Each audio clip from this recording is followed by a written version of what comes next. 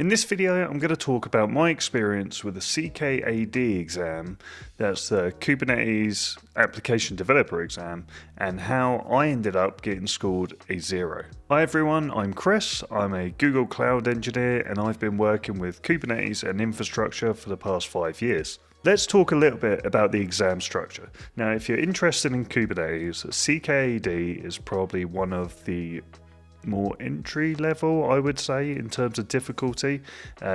Everything that I've kind of read and heard is that the CKS is the most expensive one, being the security focused. The administration, the CKA, is like in the middle, and then the developer one is just a little bit easier than the CKA.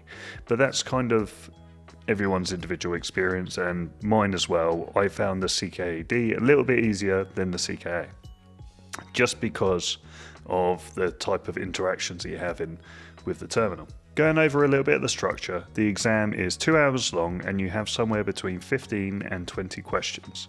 And if we head over to the Linux Foundation website, we can see here it gives us a breakdown of the competencies that we should be able to do, or we should be able to demonstrate in order to pass the exam. And that would be these ones here. And there's 1, 2, 3, 4, 5 different competency areas. And if you extend on this, it will give you a bit of a breakdown on what you should be focusing on during your studies. There's no prerequisites for this exam. Unlike the security exam, the CKS, you need to previously have your administration exam. This one you can just do from the get-go.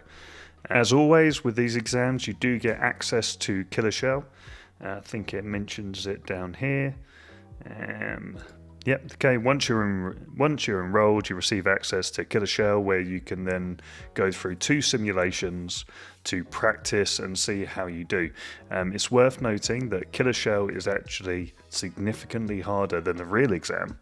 So if you're able to pass Killer Shell, you should have absolutely no problem with passing the real thing.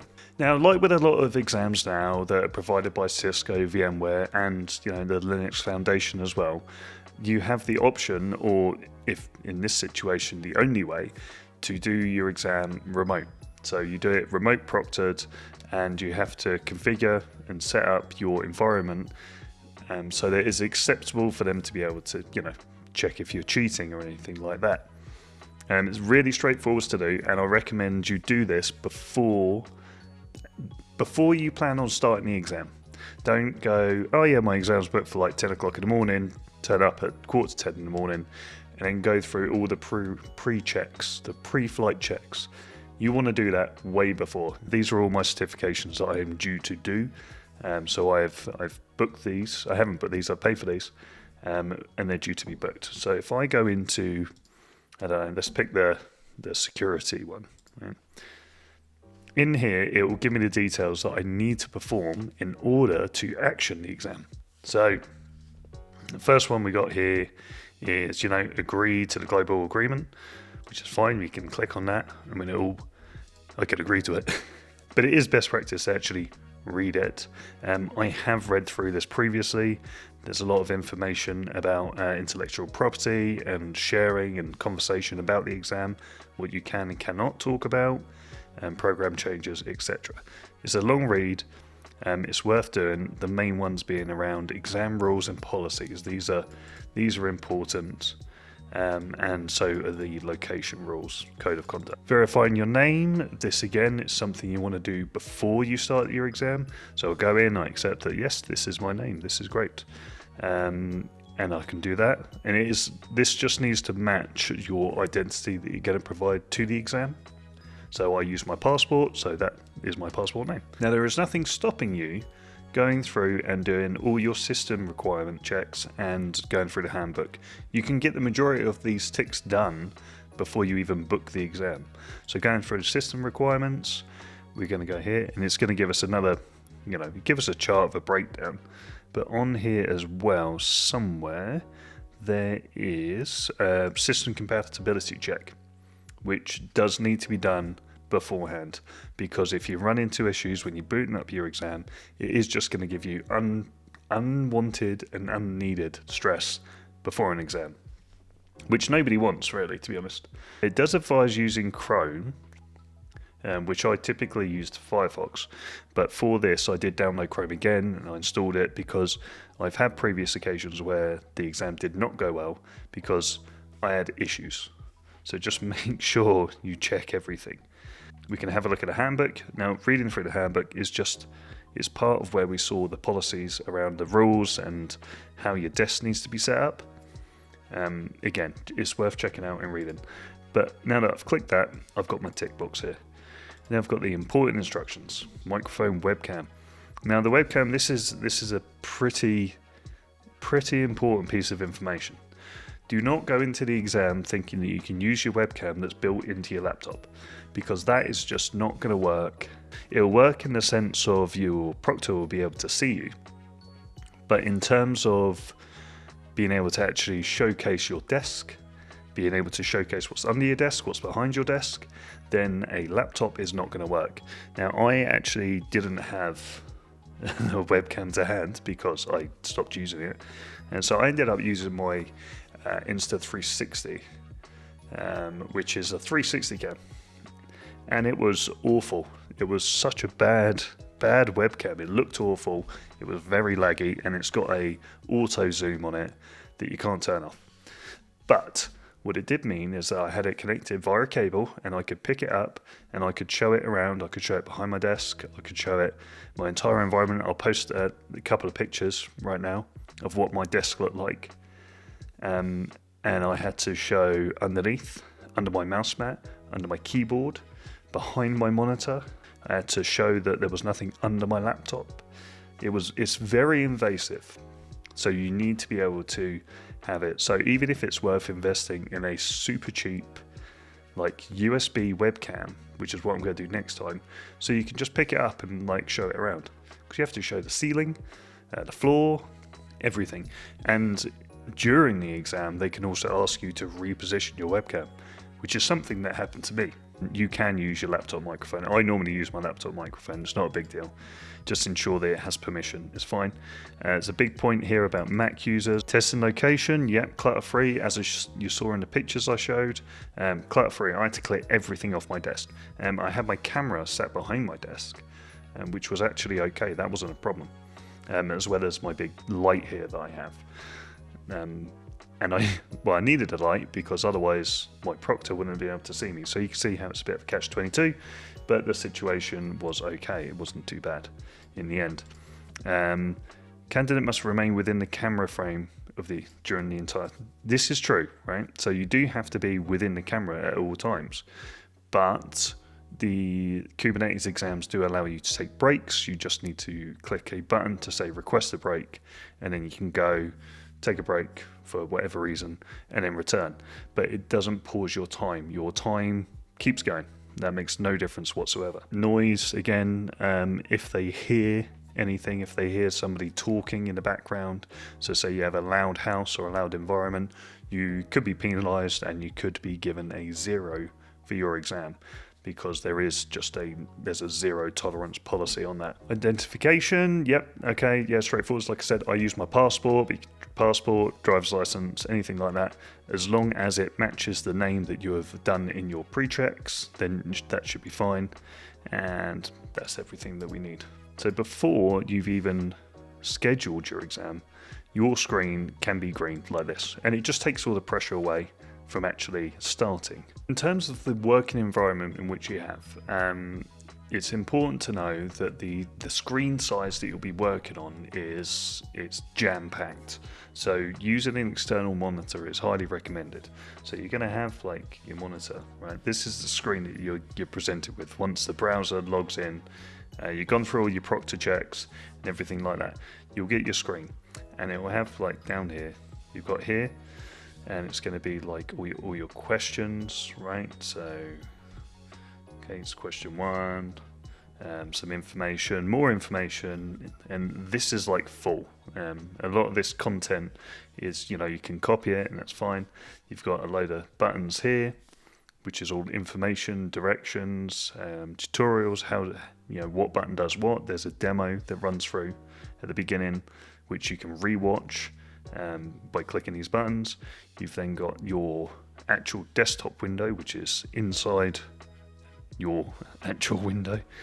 So you got this space here, and over here you got like some more buttons. You've got like you got your whiteboard, you've got your break, and there's a chat option. I think it's here or down here or something. That's where you can talk to the proctor. So if you're having issues, you can talk to them. If there's anything you need to request a break, I think there's a special button. I think it might be like break button there. Whiteboard button. There is definitely options where you can adjust the resolution as well. So, you know, it's pretty busy screen. And when the proctor is actually talking to you, you then get this pop-out window, which is here. And this takes up a huge part of your screen, and then it's just full of the conversation that you've previously had and any requests that they're asking for now. So your actual working space is like this tiny area here. This is what you have to work in, and it doesn't make it easy. I've done this exam on a 14-inch MacBook before, and it was a big mistake. I shouldn't have done it. I did this one on a 27-inch monitor, and I would say it was just about right. You could probably get away with a 24, but having an external monitor is definitely a must, without a shadow of a doubt. So let's just go back. So your exam started. Cool. You're now at this screen. You have all of this going on. You've gone through the demo. The demo is going to go through. It's going to show you what this button does. It's going to show you what this button does. It's going to show you what this button does. And then once that's done, literally as soon as it hits the final step, you have a timer that's over here. Like in this, it's like here, right? That clock starts. That clock starts. As soon as the demo's over, the clock starts and you're in your exam. There's no like, end your demo, we'll load the screen, whatever. It's there. So you need to just crack on. And you'll be on question 1 straight away. There'll be instructions here to move between nodes. So you'll have like an SSH command, which you want to copy and paste every time you move to a new question, because every question has a different node that it works on, which is perfectly fine, but that's how they manage it. And then to get started, which has caught me out once or twice, because I'm sure the first one I did, they actually opened up the terminal by default. But in the last 2 that I've done, I don't think they do that. But you go over to your desktop, and you'll have a couple of icons. You know, think of it as just like a Windows machine, less of a Mac. And you'll have a couple of icons. One will be your terminal, and one will be your we've got the terminal there, right? And then you'll have your secure browser here as well. Which in this browser they will have a load of bookmarks. It will bookmark like Kubernetes.io, which you are allowed to go to. There's another page which you're allowed to go to, which I can't remember off the top of my head. It is detailed somewhere in their handbook. But yeah, you just fire that up, you double click that, and then you get your terminal session. Then you can start interacting and working on your questions. That's all perfectly fine. If you need to switch between terminal and browser, you'll have some really poorly laid out tabs across the top, which are really hard to see because of the way that the VM works. And every time you open something up, you'll be in that situation. You'll be in that view, so you can you'll have your terminal here and your browser here. You are not restricted in terms of how many terminals you can have open. You can have like a terminal here, and that can be like, terminal 1, terminal 2, terminal 3. That's fine. That's not a problem. But it is worth noting that every time you open a terminal, it's not going to open it at the directory that you were working on. It's not going to open at the working directory. It's just going to open up a fresh new terminal. So every time you have to SSH into that terminal that's relevant to the question that you're working on.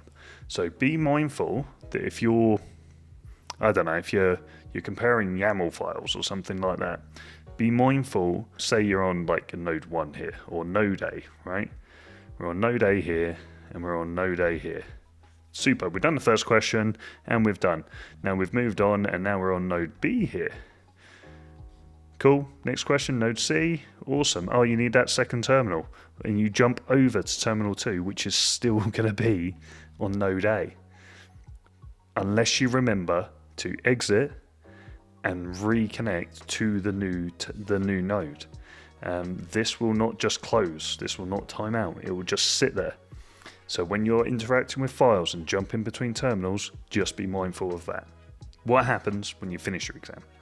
So you finish your exam, great. You either feel good about it or you don't feel good about it. Who knows? And all of this just ends, right? It just closes. It says, thank you, you're done. You close it, done. It will pop open a browser and ask for some survey feedback. And you can fill that in. You can not fill it in. You can skip it. And that's it. You then go over to your page. Yeah. Your page here, and you'll have a section down at the bottom which has got your score, and it will say please wait for 24 hours to get your score. And I was like, okay, cool, wait for 24 hours to get your score. The scoring is done automatically, so it is all automated. There's a bunch of scripts that run and check your environment, check that you've done everything accordingly, which is why it's so important to make sure that when it comes to actually naming conventions and naming things, when they provide it in the question over here, right? I know this is getting a bit messy. When they provide it in the question over here, use the copy button. If the copy button is there, use it. Because when that script is running, it is looking for exactly what is detailed in the question.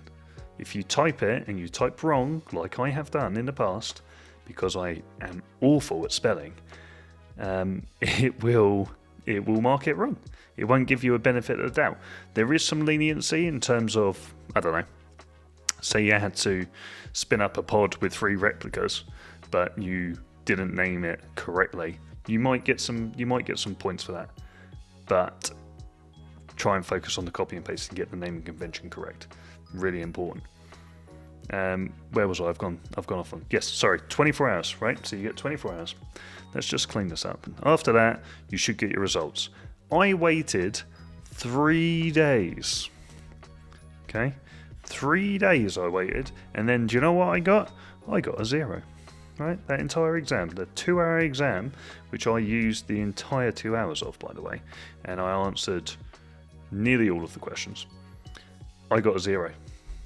And I could not believe it. I genuinely felt that the only way I could have got a 0 is if they suspected me of cheating.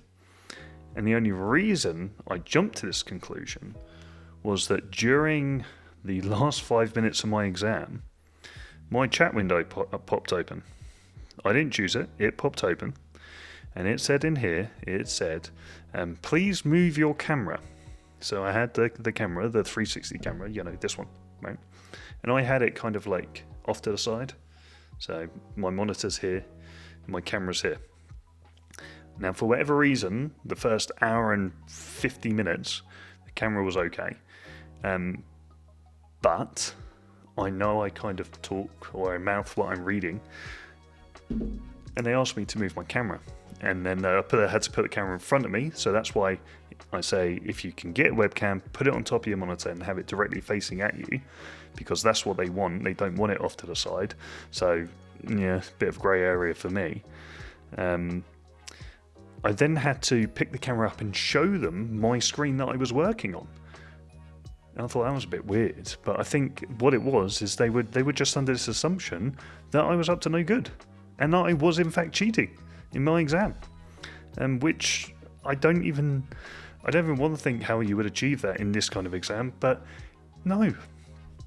So I had a moment. I had a few moments where I was disheartened, disappointed, started questioning. Oh my God, all that studying, all that practice, was it all for nothing? Do I just not know what I'm doing? And after I calmed down, I went back and I thought about, the questions. I thought about how I felt about the questions. And I was like, no, do you know what? There is no way that this is correct. This cannot be right. I'm confident in at least 2 or 3 where they were relatively simple, like spin up a pod named X. Okay, they were that sort of level. That was like, no, that is definitely right. And I know getting a 0 can only be every single wrong, or cheating, right? 100%. I thought, what can I do about this? And the first thing, well, it's not the first thing I thought. I've thought about a lot of other things, like packing in exams altogether. I went over to my exam, and when I went down to the bottom, I had like this help box, this option here, right? So if you have any issues while taking the exam, please be sure to open the support ticket. So also, just while I remember, when I said that this guy came in here and opened up this window and asked me to start doing stuff when I only have 5 minutes left,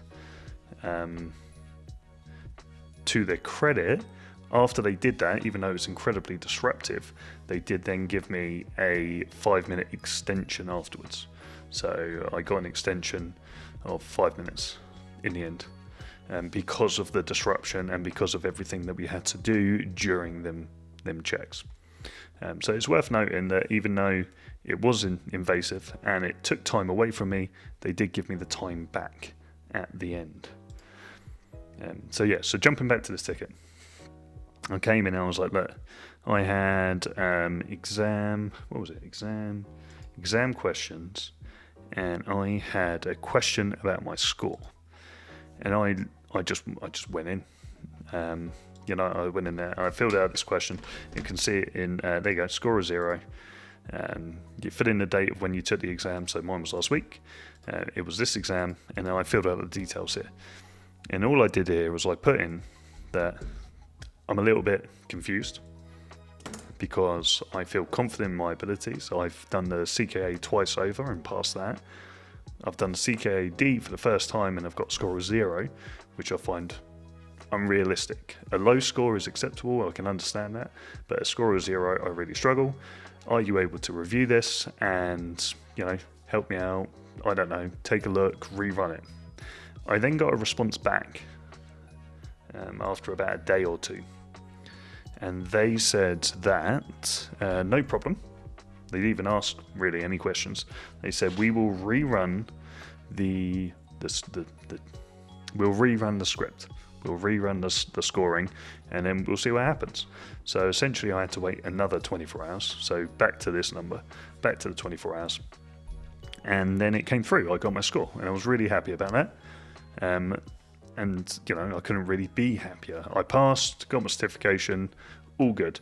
The thing that frustrates me is I didn't get any feedback on what was wrong. So I don't know if there was an assumption that there was foul play, but they reran it and decided there was no foul play. I don't know if it was their script failing on their end for their scoring system. I don't know. And when I queried, can I get some feedback on this, it was a little bit too late because they'd already closed my ticket and marked it as resolved, and that was the end of it. But hey, so I walked away with a pass, which is a pass. And that's the important thing that's worth noting about the CKAD and any of the Kubernetes exams. Although they do give you a percentage score.